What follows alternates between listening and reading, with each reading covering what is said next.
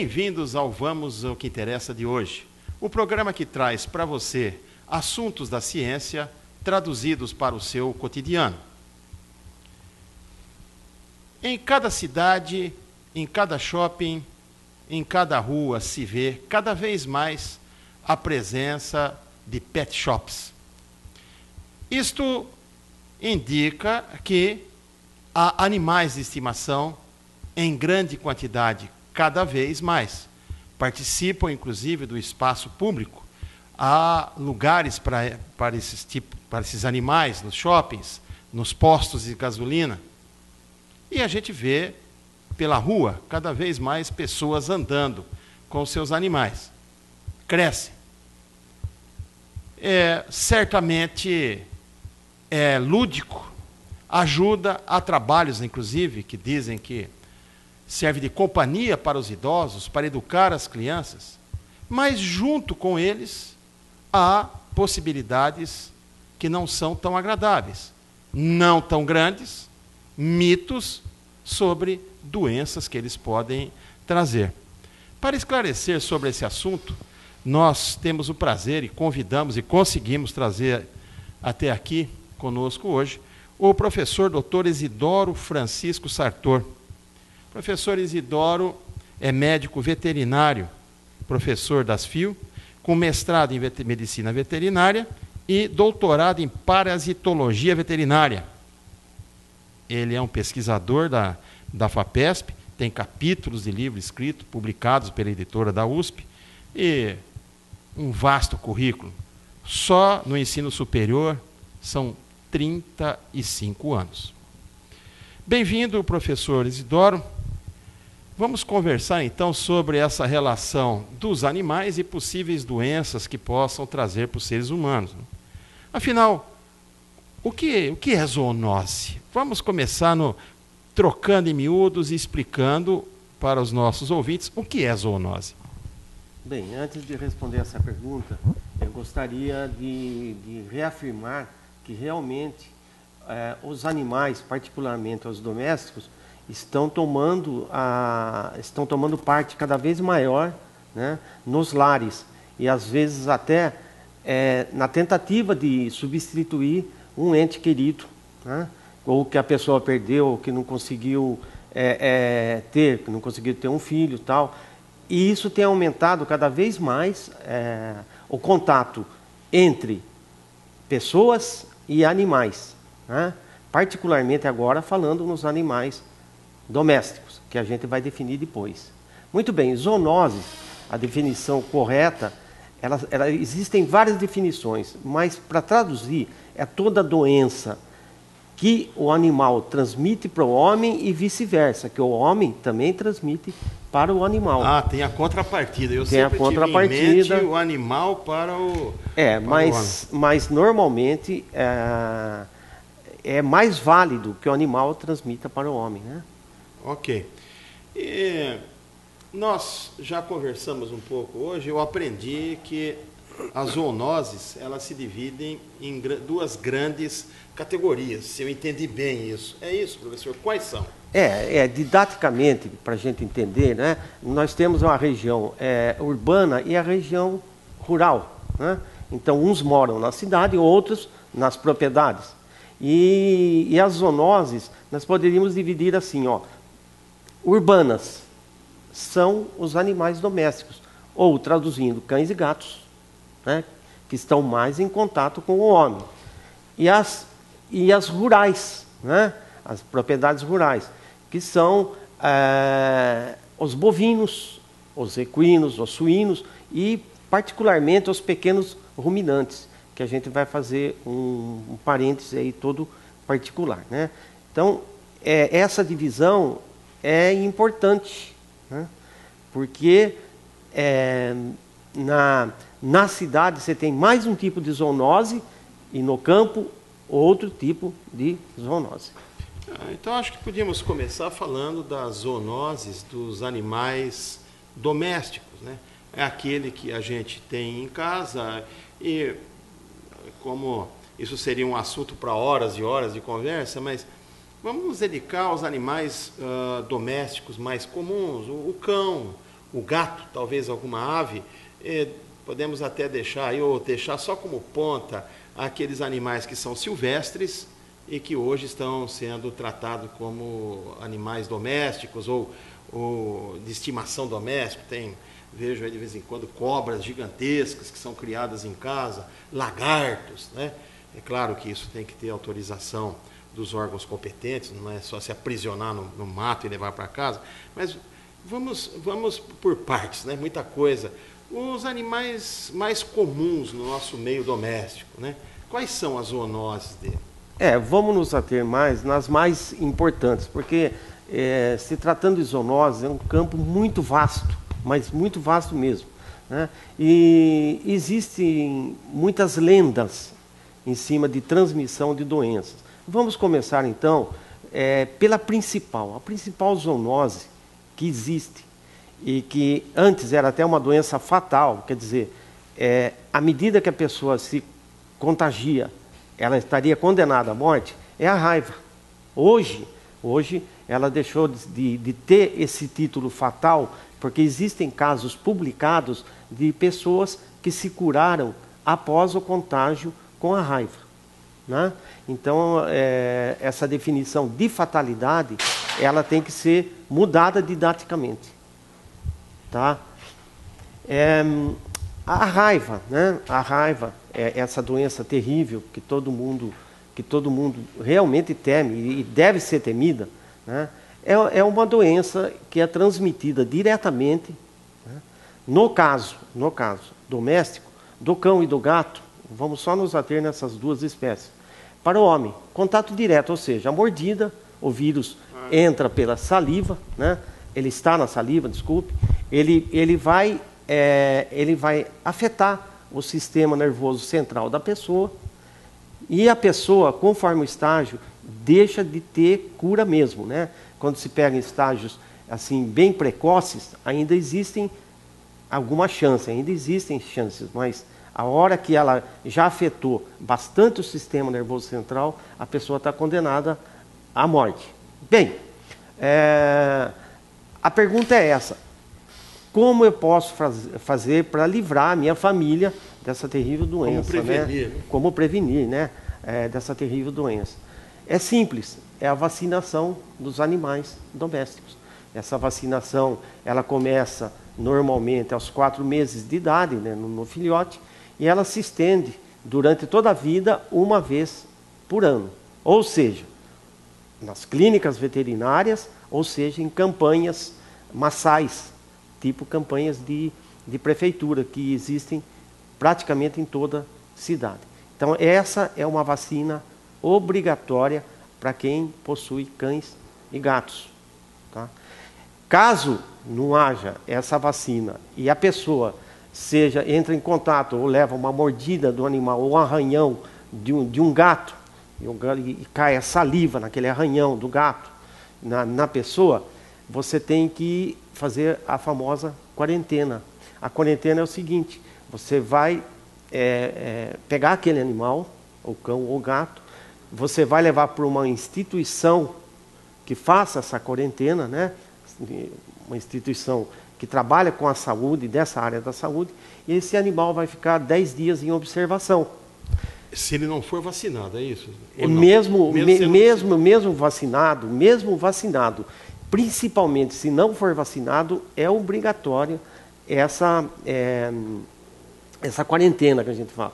Na verdade, não seria uma quarentena, porque são 10 dias, que é a evolução da raiva no animal.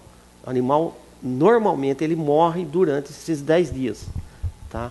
Aí existem os exames de laboratório para confirmar realmente, né? E aí vai se trabalhar com o sistema nervoso central. Existem várias técnicas para falar: esse animal realmente é raivoso, e o paciente, que seria o homem, já está sendo tratado nesse inteirinho. Tá? Porque também se a gente colocar em quarentena todo animal que morde a gente... Pois essa seria a minha próxima pergunta, né? Então, eu tenho lá um animalzinho, a criança foi pegar um brinquedo que estava na boca dele, um osso, e ele deu uma mordida, ficou a marca do dente, furou. Vamos levar para a quarentena. Normalmente nós conhecemos o animal que temos, né? Tem animal que é mais dócil, que você pode pegar. Tem animal que você não pode chegar perto da comida. Se você chegar, esse animal vai te morder, né? Então, num procedimento desse, normalmente nós não vamos fazer todo aquele caminho, né? Certo. Agora, se você tem um animal dócil, não vacinado, esse animal muda o comportamento, porque a raiva faz a mudança de comportamento, né? Nos cães e gatos, normalmente ela é furiosa, que a gente fala, raiva furiosa. Porém, existe um tipo de raiva que nós falamos de raiva muda. Essa raiva muda, o animal ele fica parado, né? Ele fica fora do meio ambiente dele. É um animal que não dá sinal de nada. Então alienado ao ambiente. Essa talvez seja a mais perigosa, porque você acha que ele está doentinho, que ele está engasgado.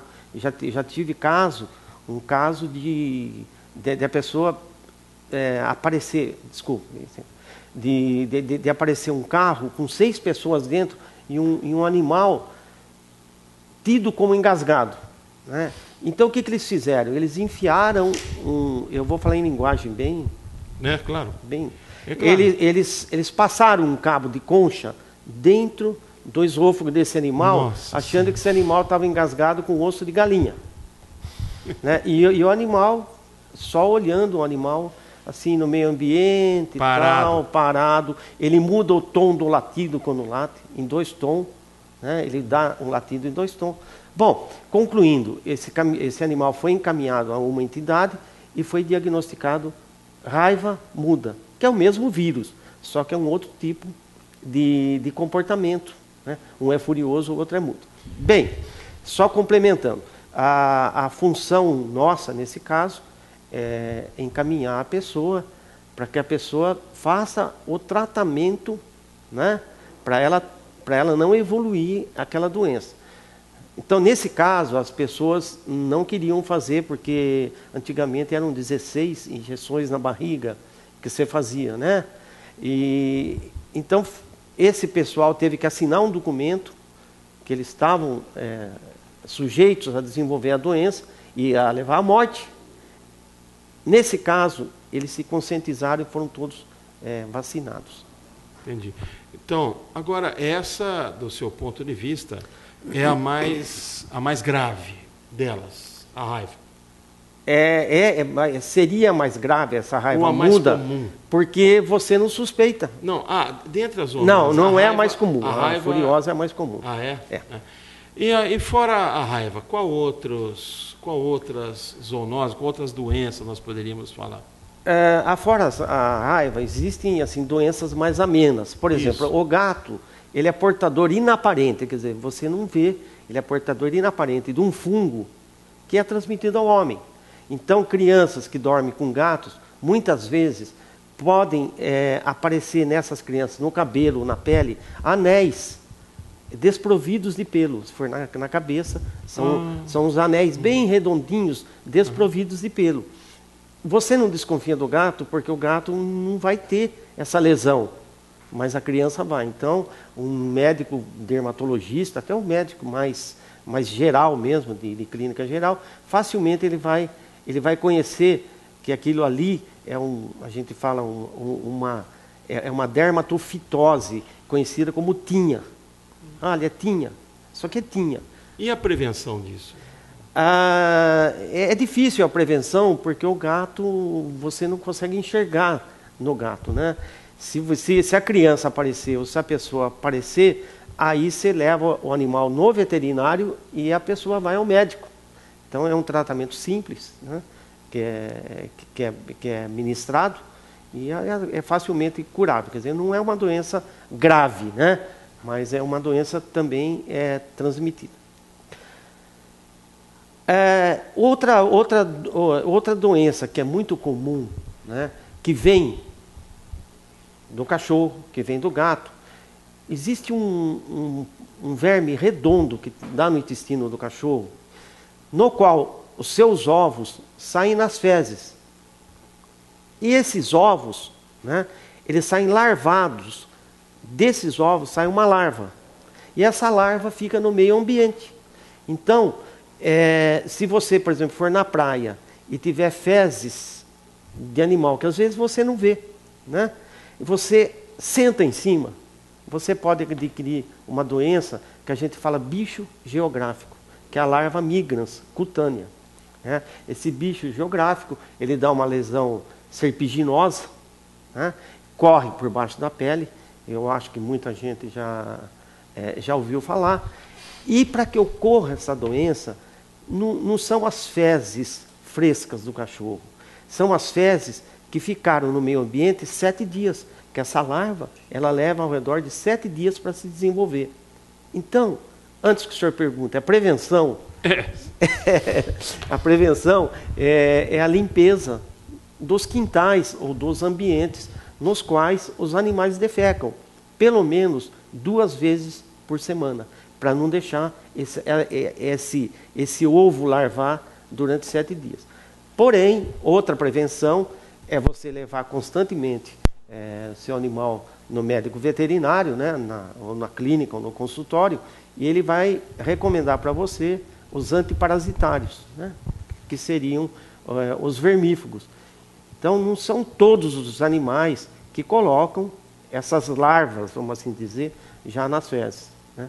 Um animal que vive num quintal cercado ou vive num apartamento, dificilmente ele vai ter esse tipo de expelir essas larvas pelas fezes.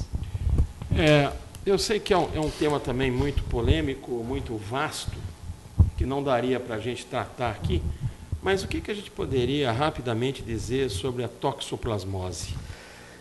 Bem, a toxoplasmose já não é uma doença viral, né? É uma doença transmitida por protozoário. E aí a pergunta é excelente, que nós somos muito consultados a respeito o que o meu animal pode transmitir para o meu netinho, por exemplo. É uma preocupação, né? Vamos um pouquinho antes, acho que eu pulei etapas até. Vamos explicar um pouco o que é a toxoplasmose, né? Quais são vamos dizer assim, as consequências dela, quais são os sintomas, como ela se manifesta. Dá para fazer isso? É tão largo que nós não possamos? Não, eu vou procurar resumir, mas... É isso, resumidamente, porque nós temos ainda coisas que, acredito eu, seja de muito interesse seu. Tá. A toxoplasmose é uma doença perigosa, né, quando a mulher adquire na fase de gestação. Tá. Se fizermos um levantamento, se pegarmos uma classe qualquer de alunos acadêmicos de direito, de medicina veterinária, e fizermos a sorologia dessa classe, a sorologia é o seguinte, indica que você está com a gente ou que você esteve com a gente. Então você tem os anticorpos circulantes, que são aqueles que vão dedar o agente que está em você. O agente, nesse caso, seria o toxoplasma. No homem, simplesmente não ocorre absolutamente nada. Eu estou falando na pessoa com uma imunidade normal. Certo. Tá? Já uma pessoa que seja portadora de HIV, aliás, uma das grandes causas de morte de pessoas portadoras de HIV é a toxoplasmose, que ela se instala no cérebro e mata a pessoa, porque a pessoa não tem imunidade. Então, vamos falar da pessoa que tenha imunidade normal. Certo. Tá? Certo. No homem, uma vez... ok. No homem, uma vez adquirida, né, ela se insista na musculatura e não provoca absolutamente nada. Você morre com aquele cisto de toxoplasma. E se fizermos um levantamento, conforme a região, né, porque ela é ligada, como toda zoonose, ela é ligada à educação sanitária. Então, por que o Brasil tem muita zoonose? Porque não tem educação e muito menos sanitária. Tá? Então, Todas elas, e a gente vai falar mais algumas que vocês vão conhecer melhor. Bom, desculpa, voltando a toxoplasmose. Então, no homem, você adquire, quando você entra em contato com o toxoplasma, seja lá devido à verdura ou outras carnes, né, ela entra em você como se fosse uma gripe. O homem não percebe, nem a mulher percebe. Tá? Você sente, às vezes, um pouco de gânglio, um pouquinho inchado, tal, mas ela passa muitas vezes sem você perceber que você adquiriu a doença. Uhum. Na mulher, então, ela é muito grave durante a fase de gestação. Então, quando a mulher ela vai no ginecologista, ele já pede exames para saber se aquela pessoa tem ou não tem anticorpo anti-toxoplasma. Eu não queria me aprofundar nisso, porque vai causar muita polêmica, né? Muita polêmica. E por incrível que pareça, o gato é tido como grande vilão da toxoplasmose. E não é. Nem não é. Não é. O gato, ele expele o agente infectante durante uma certa fase de seu crescimento, quando ele é gatinho pequeno, que está se fazendo o ciclo nele, ele expele. Depois daquela fase, dificilmente ele vai expelir o agente contaminante. Uhum. Então, quando eu tenho que tomar cuidado, gestação gato? Quando você está em plena gestação, com as fezes do gato, e principalmente quando esse gato é jovem. É jovem. Tá? Entendi. Qual a maior fonte, talvez, que seja de contágio de toxoplasma? O toxoplasma ele se instala muito em pequenos ruminantes. Quem são? Os carneiros, os caprinos, né, os cabritos, talvez seja a maior fonte de contaminação quando você ingere a carne sem o devido cozimento, a cocção. Aí nós já estamos entrando nas zoonoses dos animais que você me explicava, naquela categorização, domésticos e de economia, ou nos rurais, conforme você começou. Não, que não dá para separar. Não dá para separar, tá? Okay. É que você me perguntou em tá, toxoplasmose, ela vai... No gato e no carneiro. Exatamente. Então, a maior fonte de contaminação é a carne mal cozida, particularmente de pequenos ruminantes, o carneiro e os caprinos, os cabritos, as cabras, tal, né? O boi já não oferece tanto perigo. A carne crua do boi não oferece tanto perigo quanto a carne de pequenos Isso é ruminantes. detectável na inspeção no abate ou não? Não é detectável. Não é, porque são agentes minúsculos que estão fazendo cisto numa musculatura. Tem que tomar bastante cuidado também, né? E é uma fonte assim muito vasta, porque a toxoplasma ele acomete qualquer tipo de animal de sangue frio, animal de sangue quente, qualquer tipo de animal. Então um peixe poderia ser... Qualquer tipo de animal. Então, tira, é mais mesmo para o homem, para a gente... Por exemplo, você pode ter um lagarto, mas você não vai ingerir um lagarto. Não. Então vamos cortar isso.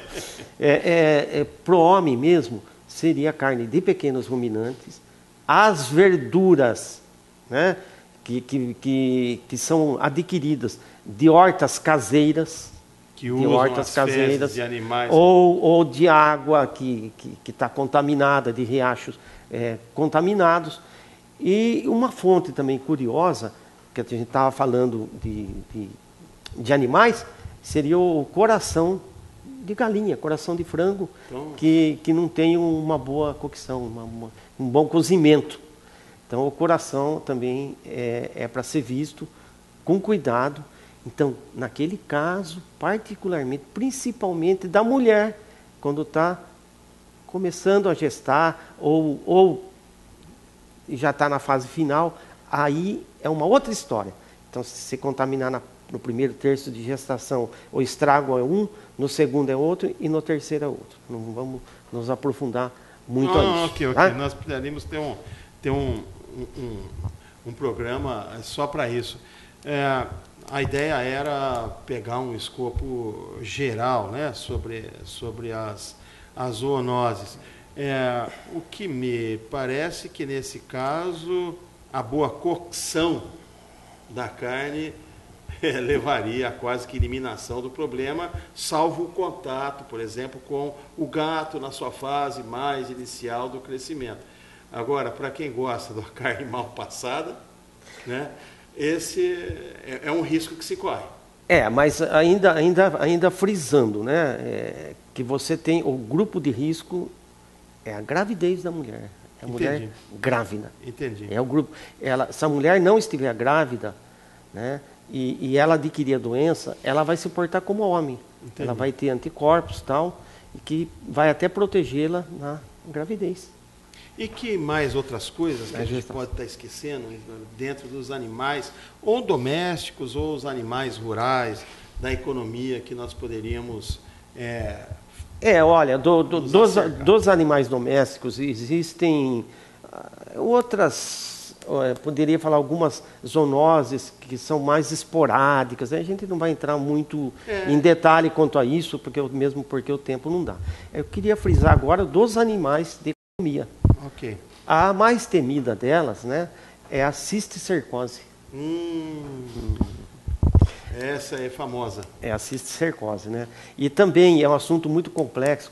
Quando eu ministro aula Vamos explicar um pouco, Isolda. Desculpe te interromper, mas o que é? Como ele se manifesta no organismo humano? Fala um pouquinho disso. A cisticercose é um complexo onde existe o homem e um animal doméstico. Então vamos falar o homem e o suíno. Uhum. Né? Então ela está entre o homem e o suíno. Né? Uhum.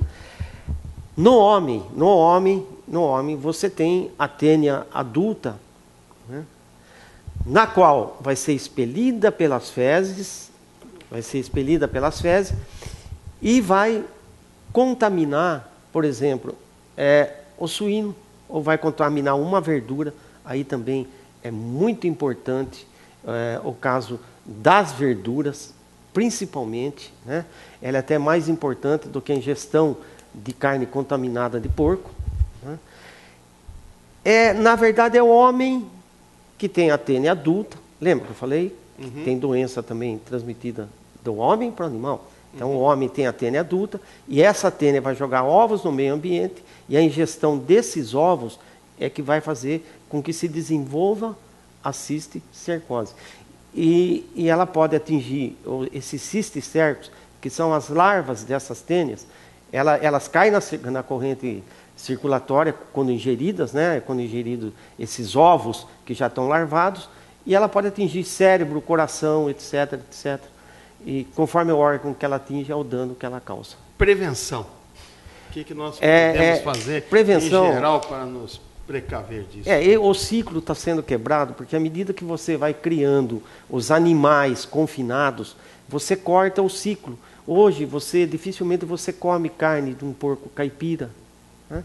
Você come mais carne de frigorífico. E esses animais, eles são criados unicamente com ração. Né? Uhum. E são animais, você corta o ciclo nessa criação. Então, ela vai devagar deixando de ter um pouco de importância como ela tinha no passado, onde você fazia o contato direto entre o homem e o animal. Tá? A cocção. Cocção é a maior, é a palavra... É a palavra-chave de tudo. E até indo já para o final do nosso programa de hoje, né? Ela se concentra mais mesmo no tecido ou na carne do porco, do suíno? É isso? Porque há sempre uma preocupação muito grande. A carne de boi eu posso comer mal passada, isso não tem problema. Mas a suína, essa em hipótese nenhuma. Aliás, até pelo meu paladar, não é grande coisa a carne suína mal passada. Às vezes acontece de você comer ali né? Mas o risco é maior realmente na carne suína? Particularmente de animais, né, provenientes de propriedades rurais. São os leitões de Natal, os porcos do Natal. Essa carne industrializada está praticamente, é uma carne inspecionada já, é uma carne que você praticamente livra o risco de você manter esse ciclo, homem-animal. E essa doença, esta é possível de ser verificada na inspeção do abate? Na inspeção do abate. É uma das principais. Posso falar mais uma? Ok. Eu gostaria de falar uma outra, Opa. duas outras Ainda doenças. temos alguns instantes ainda. Duas outras doenças que são de fáceis prevenções, né? Uma delas é a brucelose, que é uma doença ligada ao profissional. O profissional que eu falo é ligado ao veterinário que vai fazer parto. É ligado à pessoa que tira leite, né? E que vai mexer na placenta do animal. Então, recomenda-se nunca, sem luvas, você retirar uma placenta, que é uma doença terrível também para o homem, né? E como o nosso tempo é escasso também, a outra doença, a tuberculose, né? Ambas as doenças podem ser transmitidas pelo leite, que é uma grande fonte de transmissão. Então, uma dica, nunca comprem queijo sem inspeção. Principalmente aqueles queijos furadinhos. Aquele queijo muito furado significa dizer que ele tem fezes. Porque aqueles furos são gases advindos da fermentação, né, de bactérias que estão nas fezes, né? Então a pessoa que faz aquele queijo não tem o cuidado de pasteurizar aquele leite. Então a maior fonte de transmissão para o homem que está na cidade é o consumo de queijo e de leite sem a devida pasteurização, sem a devida fervura.